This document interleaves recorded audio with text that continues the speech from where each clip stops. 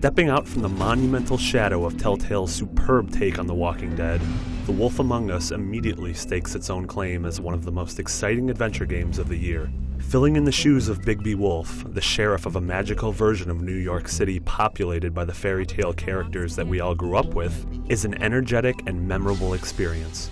As the first episode of a 5-part series, it builds upon the same emphasis of choice and consequence as its undead predecessor, while providing a starkly different tone via its unique presentation and adherence to the roots of noir fiction. It's not my problem. You're the one risking your entire family getting shipped off. It's completely irresponsible, Toad. Bigby, please. That's a low blow, mate. Telltale does an impeccable job in translating the world of Bill Willingham's Fables comic book series into a game. Taking place before the comic, the story revolves around solving a shocking murder while trying to maintain a semblance of order among a tight-knit community of displaced fairy tale characters. Every moment of this episode's investigation is filled with intriguing characters, mysterious settings, and fantastic writing. By being based on characters that we all know, The Wolf Among Us is able to upend expectations and deliver some truly surprising and entertaining character beats. It's amazing how the dialogue can drift between funny, tragic, brutal, and magical all over the course of the 2-hour episode. These great interactions are all delivered with a neon color palette and a stylish synthesized score that brings to mind shades of Drive and John Carpenter's movies, all of which work towards building the mood of a late 80s noir.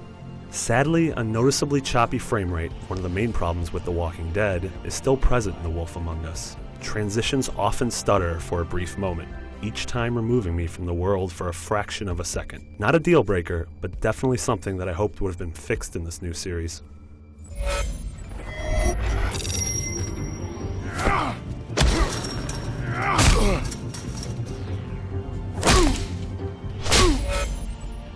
The Wolf Among Us is surprisingly physical for an adventure game, and I mean that in a good way. I made my decisions as if I were the imposing sheriff of this strange, dangerous, and magical world.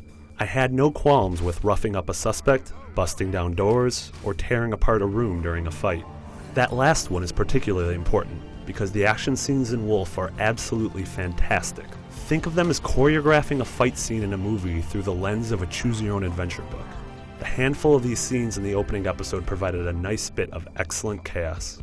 Bigby's story arc is punctuated by big moments of obvious decision-making, where the gameplay will slow to a halt and let you linger on which path you want to go down. Despite being a bit on the nose, knowing where the big intersections were made me want to immediately go back and replay the episode to see what would have happened had I made different decisions. Unlike many adventure games, where I view my single playthrough as my own personal gospel, I see myself going back to uncover every corner of Bigby's complicated web.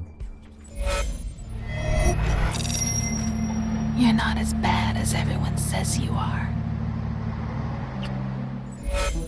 Telltale has once again delivered a well-written adventure, but with the added dose of a stylish noir presentation. The beginning of Bigby's adventure is funny, brutal, and mysterious in the best possible way. If this inaugural episode of The Wolf Among Us is any indication of the rest of the season, then Telltale's latest adventure game is set to provide an adventure every bit as memorable as Lee and Clementine's.